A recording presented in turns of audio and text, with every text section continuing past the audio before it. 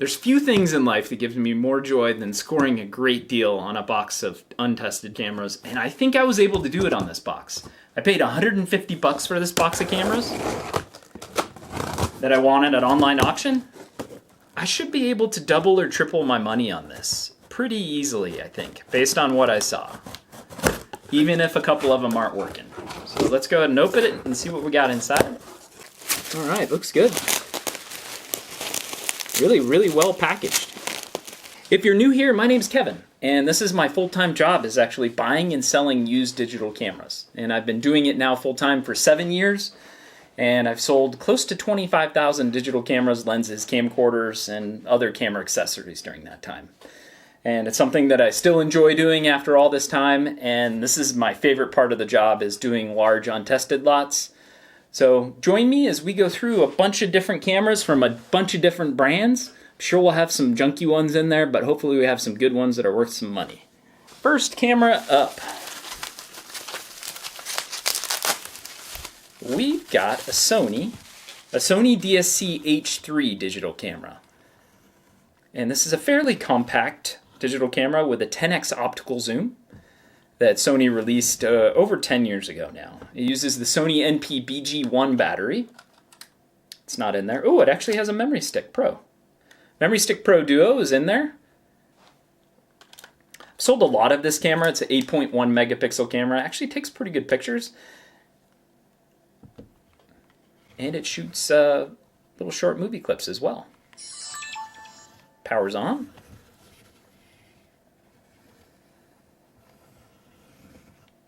And actually it looks to be in really quite nice shape. A lot of the times with Sonys and older Sonys, you're going to have some delamination on the screen from the screen protector that they use on this camera, but it looks really quite clean. Let's try zoom and see if the zoom works. So what I'm going to do is test the zoom, we'll test the flash, and make sure the autofocus is working. Because I end up selling most of these cameras on websites like eBay here in the United States, I want to make sure I do testing and do due diligence before I actually list the products for sale.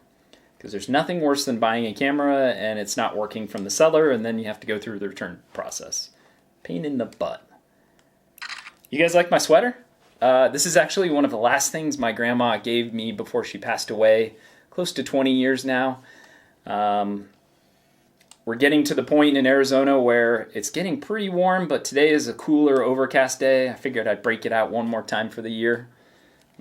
We had debates growing up whether that was a wolf or a bear, so now I just call it a wolf bear. The camera is working really well. Takes good pictures. Let me get the flash going here. Let's try the flash. Yeah, okay, flash fires and everything is working well. So the Sony DSC H3 doesn't have a ton of value, but it does take, like I said before, really reasonably good pictures. I've used this on and off starting 10 or 12 years ago, and been pretty happy with it. Not a ton of value on the Sony DSC H3. I've sold quite a few of these over the years. You're looking at a value in the $40 range, $45 range for this camera. So I'll go ahead and say 40. The values that I give are based on my actual sales history on these items because I've sold so many cameras, as well as if I don't have sales history, going into eBay completed listings and getting an idea of what actual sold history is like. If you go onto eBay and just look at active listings, you'd see pricing on this anywhere from $30 to $150. And 30 probably is too low, 150 is way too high. That's why I always look at sold history. So just a helpful tip, if you are not buying as much as I'm doing, makes it a little bit easier to figure out what the actual value of items is. Okay, so first camera started off good. Let's go to number 2 in this little case here. And what do we got in there? We got a Fujifilm AX series, and this is the Fujifilm AX655. And it uses AA batteries and regular SD, 16 megapixels. I've got a bunch of batteries in here, both AA as well as lithium-ion batteries for dozens of different types, of the most common types that I have. Go ahead and put it in there. We'll turn it on. LCD power's on. LCD has a little bit of wear. Lens moves out, and a little bit noisy. Okay, flash fires, and autofocus is working well. So value of this camera, if you pair it with a memory card and AA batteries, you're looking at a value in the $50 to $60 range. I'll go ahead and split the difference and say 55. It's in good shape. And I really like Fujifilm cameras. I don't think they got quite the recognition they deserved because they're competing with Canon, Nikon, and Sony, the big three. And they still make some good cameras. Biggest issue I see with Fujifilm AA power digital cameras is a broken plastic door right here, but this one actually looks good. So because I didn't know if any of these cameras were working, normally I factor in a defect or broken rate of anywhere from 20 to 40% depending on where I'm sourcing the cameras from. And if it's on the lower end of that range, then it just becomes a more profitable buy. So I'm hopeful that we'll be in that more profitable stage with this lot. Based on the pictures and everything that I saw, it actually looks quite good, apart from a couple models. So my target value for this entire lot, based on the $150 purchase, is going to be $400. So hopefully we'll be able to get to 400 and call it a win. If not, you just kind of roll with the punches. Some lots are better than others. Next up, oh yeah, this is a lot of wear. We've got a Canon, pretty dang worn, Canon PowerShot SD1300, which is a very popular PowerShot model. So we've got quite a bit of wear to the front, to the back. I don't know if this is going to work. It uses the Canon NB6L battery. You can't always tell working condition based on cosmetic condition, but it is a good indicator of whether the camera will likely work or not. You got a battery in there. Oh, it does power on at least. Lens looks good, just has a little bit of wear I can clean up.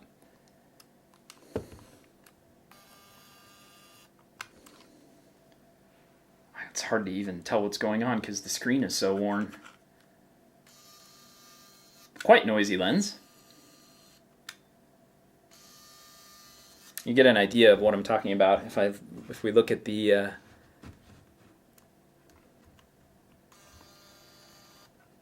flower there. I can get the flower. There we go, there's the flower.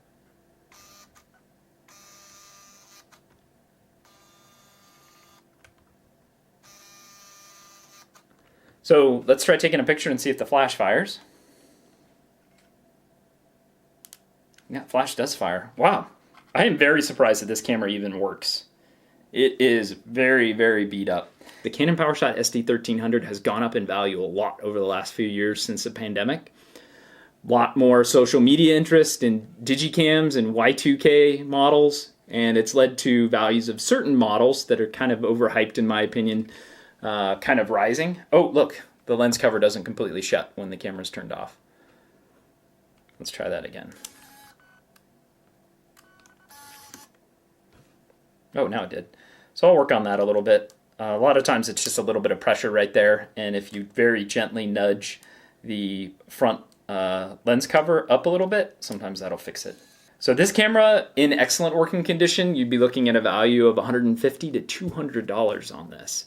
But this camera is in pretty poor shape, so I'm going to assign a value of around 40 to 50 on this model. And maybe somebody could replace the screen and get it kind of polished up and looking a little bit better. I don't know how much more they could do to it. But given that it is working and does take a picture, there's still some value here. Okay, next up. Oh, this one just fell out of its bubble wrap here. We've got an Olympus Stylus in this really cool blue color. It's an Olympus Stylus 7030, 40 megapixel. Yeah, right. 14 megapixel digital camera. This came out 10, 12 years ago and uses the Olympus Li42 battery. There's not one in there, but I have one right here. Super common battery. If you watched any of my other videos, you know this is a battery I use a lot, and there's a lot of different brands that actually made it and supplied it. Power's on. Glass looks good. And we've got the menu screen here. So I'm going to go ahead and go through that real quick. Okay, lens works good. We're in auto mode. I'm going to go ahead and try taking a picture. And the flash fires and everything looks good on this camera. It's really in quite nice shape. So similar to the Fujifilm, a lot of Olympus of this generation in the point and shoot mold don't carry a ton of value. A little bit more with unusual colors like pink and blue. I would list this camera in the $40 to $50 range with a charger and potentially a memory card. I'm going to go ahead and say 45 on this. Stylus 7030. 4 for 4. Even with that Canon that didn't look great. We've got 4 at least working cameras out of the first 4. If you had one camera that you had to use for the rest of your life right now, what would it be? Leave a comment down below. For me, it would probably be maybe my Fujifilm X10. Really fun little compact camera. Creates some really vibrant colors, and really love shooting with it. We have an Olympus Stylus Tough 8000, which is a waterproof camera in this mirror silver finish. It's very hard to get pictures of whenever I take pictures of this for eBay because of the color. But this camera uses the Olympus Li50B battery. And we got one of those right here. It's a little bit bigger than the Li42. It's a 12 megapixel camera that goes down 33 feet. Waterproof. It does power on. And there's the LCD. Let's see here. Yep. Okay, the lens moves in and out fine. Let's try taking a picture. Yeah, flash fires. Does have wear, a fair amount of wear. Not certainly as much as that Canon from before, but does have wear to the body and the LCD, although the lens glass looks good, and the camera still takes good pictures. So if you pair this with a charger and a memory card, you'd be looking at a value in the $45 range. Not a ton of value. If you get into the newer Olympus waterproof cameras, like the TG series, you're looking at values in the $100 to $300 range, depending on the model. All right, next up. Canon PowerShot A570. I know this camera very well, and it's one that I sell a lot of. Between this and the Canon PowerShot A590, super common. Uh-oh. Ugh. Battery tray is not open. That means generally one thing. It means that batteries in here have exploded or corroded, combination of the above, and is not letting the battery compartment open. Ugh. There we go. Oh boy. Been caked in there for a long time. That's why whenever I store cameras for a long period of time, I do not store them with AA batteries, because something like this could happen. And it happens even more often if it's like a dollar store cheap battery that doesn't have a lot of room in between all the stuff that's inside. So they tend to corrode more easily. This one is about as bad as it gets. So let's take out the memory card here. Oh, the memory card's even caked in there. Oh man. So if you've seen any of my other videos, you know if I can, I will try to fix this. And if it's a light amount of corrosion, normally it can be fixed. See, I even got battery stuff on my little wooden plank here. But this is too far gone. This is just absolute corroded, and it's going to be corroded not only here, but also deep inside in the rear connection point. So this is a camera that unfortunately doesn't have any value. I can't even save the SD card because it is literally like glued in there. Ugh. So this is our first dud. If this was in working condition, you'd be looking at a value of around 40 bucks on this camera. I'm very, very optimistic that we'll be able to hit that $400 target. All right, next up. Oh, it stopped wrapping these. We've got a Canon PowerShot A490, which is a little AA powered, very basic, and one of the cheapest point-and-shoot digital cameras that Canon offered at the time. 10 megapixels. It has a memory card in there, 1 gig, and the battery tray actually looks good. AA's in there.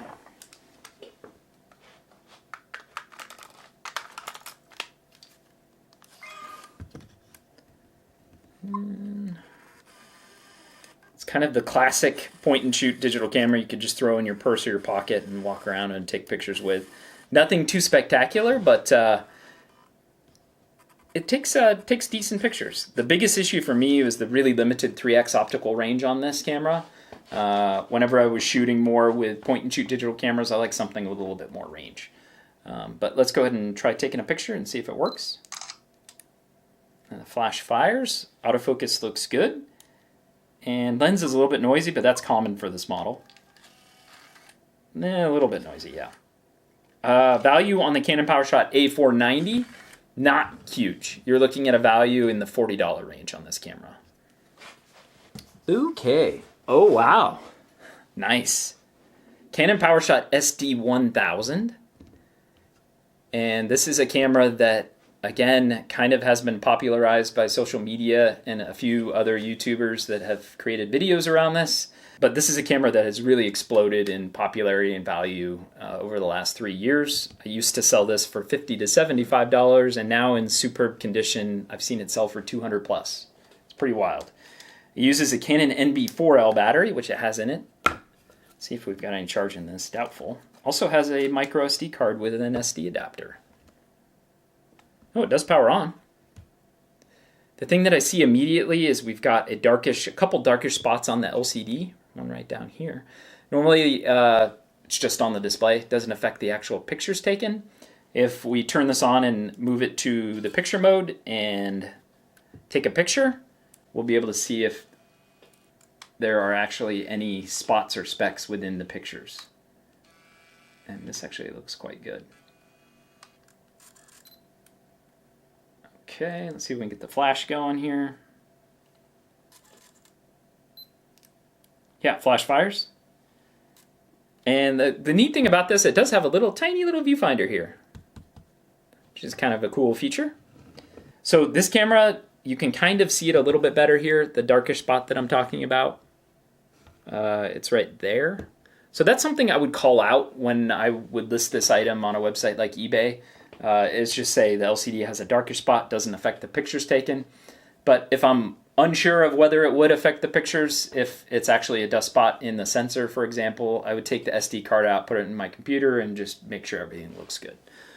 So unfortunately, we're not going to get to that $200 number with this particular version of the SD1000, but it does have some value. I would probably list this camera in its current condition with that darkish spot in the $75 to $100 range. I'll go ahead and say 80 for this. So that's a really, really good return on investment, and it's one of the cameras that I saw in the lot that made me interested in buying in the first place. That camera took us just over $300 by my calculations, and this box is shaping up to be a special box, if everything else goes well. Next up, we've got another Canon, another very popular model in the Canon PowerShot series. Came out a number of years after that one. This is the Canon PowerShot ELPH170. The ELPH190, which is 2 versions later than this, is selling in the used market now for $200 to $250. The ELPH170 in great shape. This one's not. You can see it's missing the side panel entirely. Sells for $100 to $150. And this camera uses the NB11L battery, which it has a battery in here. Let's see if it works. Oh, it does power on. That's nice. This is another camera that I saw in the pictures that may be interested in buying the lot. I didn't see this.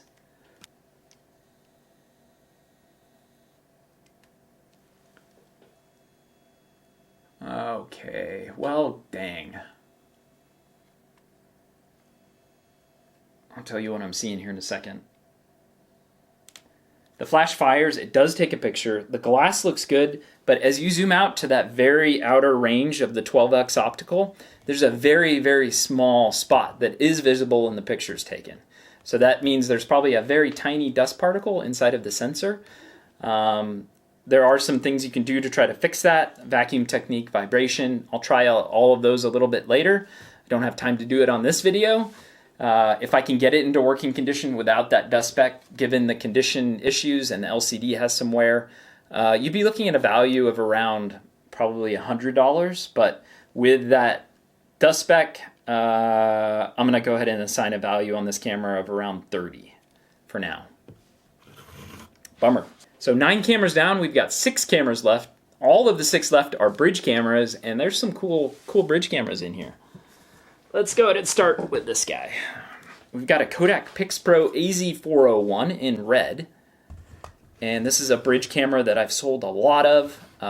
It's fairly recent. I think it came out in 2016 or 2017. 40x optical zoom, which is really quite good. And I've taken actually a lot of pictures with the AZ401. I've done a separate video on it as well. Uses AA batteries. I found that Canon, Nikon, and Panasonic generally perform a fair amount better optically. But if you're looking for a more budget super zoom camera, I think the AZ401 is a pretty good choice. Let's try taking a picture. Look at that. Goes pretty far out. Let's try taking a picture here. Takes a little bit for the flash to charge. By a little bit, I mean 5 to 8 seconds normally. Okay, takes a picture. This actually looks really quite clean. Value on this camera is going to be in the $70 range, in really nice shape like this one is. Even brand new, I want to say this retailed for around $119 to $139. We've got a Nikon bridge camera, a Nikon Coolpix L105. Kind of a neat camera with microscope mode, uses AA batteries as well. Uh-oh. Oh, we've got quite a bit of corrosion in here.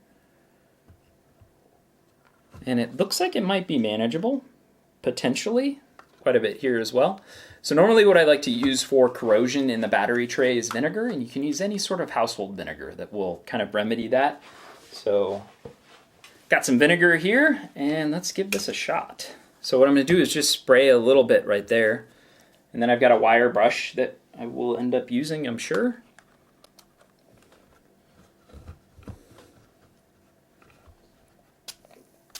And you can see it bubble.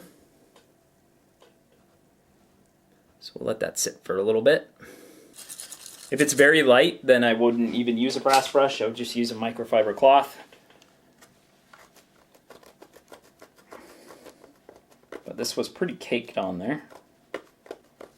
Okay, you can kind of see what it looks like now. You can still see the remnants of it, but normally there's enough of that contact point that when you put the AA's in there, it will actually be able to power on. Okay, got the AA's in there now. Let's try powering this guy on. Ah, power's on. We got the green light, and the LCD turns on. Oh yeah, flash fires and takes a good picture. So you can see with just literally less than a minute or two of cleaning in that battery tray, what went from a camera that otherwise people would have thought might have been broken and non-usable is now functioning. It does affect the value a little bit, maybe in the 10 to 20% range. And I've sold over 100 of the L105 in the last 7 years. The value of this camera has fluctuated a little bit, but normally I sell it in the $50 to $60 range. So for this video, I'll go ahead and say 55 on the L105. This one's not cream of the crop, but it is a fun camera. Panasonic DMC FZ28. As some of the longtime viewers know, I've been in the camera world for almost 20 years now, starting in camera sales, and then I was a camera buyer, and I worked directly with Panasonic to actually buy this camera for our stores and for our online business. And at that point, we were the largest Panasonic Lumix dealer in the United States. That business, due to some mismanagement by the CEO and a few others, is no longer in business. Does power on. And this guy's got an 18x optical. Pop that. And lens moves in and out fine. The battery in here is just about dead.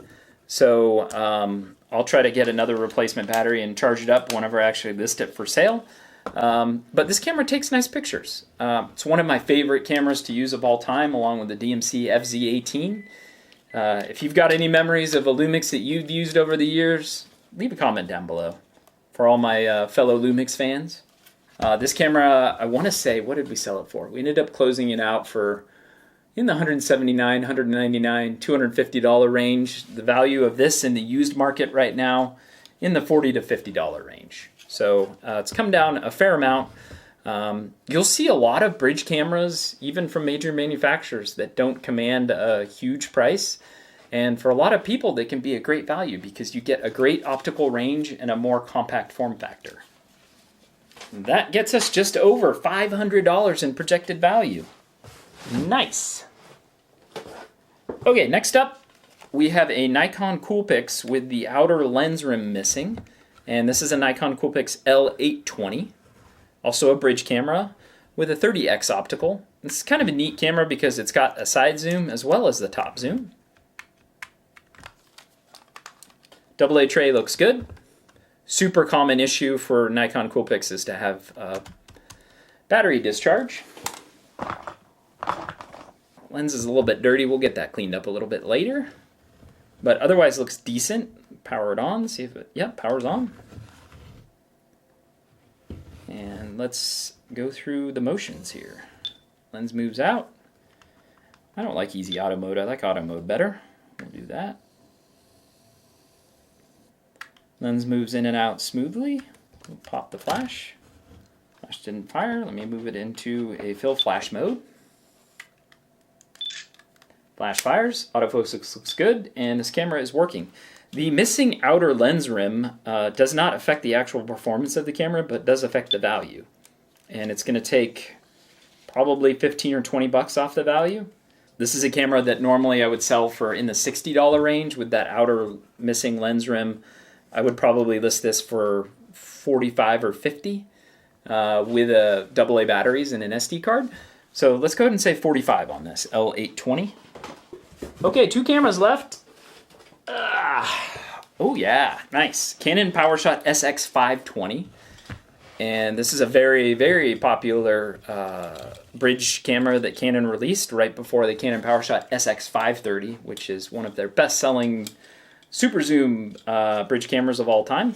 Uses the Canon NB6L battery. Oh, there's already a battery in there. And a SD card. 4 gig. Let's see if the battery works. Ooh, power's on. This camera might have been used recently. See how the lens moves? Oh yeah, very smooth. Let's try taking a picture.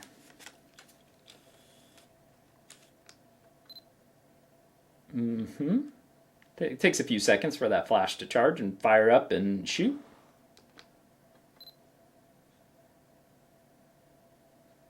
Hopefully. There we go. That looks good. Any pictures on here I need to delete? No. Okay. So this camera value is going to be right in the $90 range. I sell this quite a bit, although I do sell the SX530 quite a bit more. Really reliable bridge camera. Well, in terms of return on investment percentages from that $150 original buy, that makes this purchase one of the best returns on investment I've made in a while. And I love to see it. So last camera, Fujifilm FinePix S1. This is a 50x optical zoom. Kind of more, when it came out, a bit more of a professional bridge camera.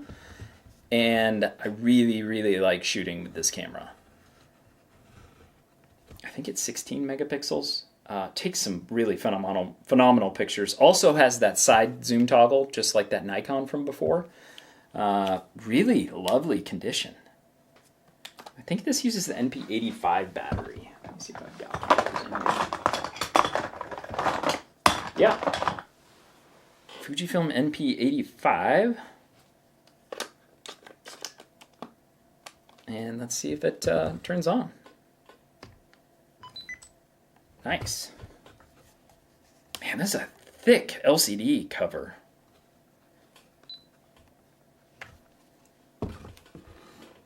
So it is powering on, and actually looks pretty good. Hello there. Glass looks great. LCD looks good. Let's see if the zoom is working. Very smooth. So that looks nice. Let me move that back there like so. Pop the flash. Let's try taking a sample picture here. Sample picture, let's get the flash going.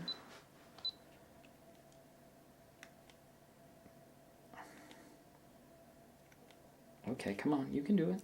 There we go. Yeah, nice. Let's do a full, let me change it to the EVF.